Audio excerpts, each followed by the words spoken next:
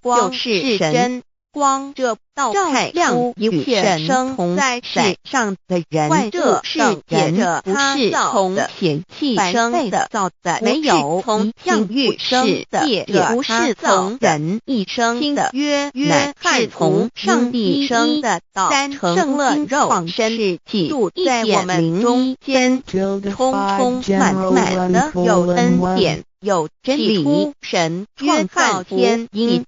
14:91314，耶和华居混沌渊面黑暗，神的灵运行在水面上的称呼，在原文之意义，神说要有光，拥有的有了。光义即不生不灭诸天之国，神与神之国，神为诸天之国之上的主宰，母居里天，在诸天神上为万灵真在，暗为天之有国，晚上神有早晨宇宙能量，整个万物之主宰明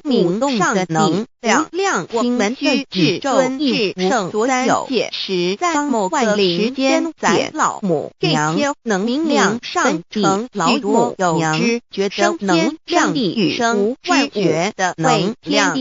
从而由之真主宰，就被称无生老母。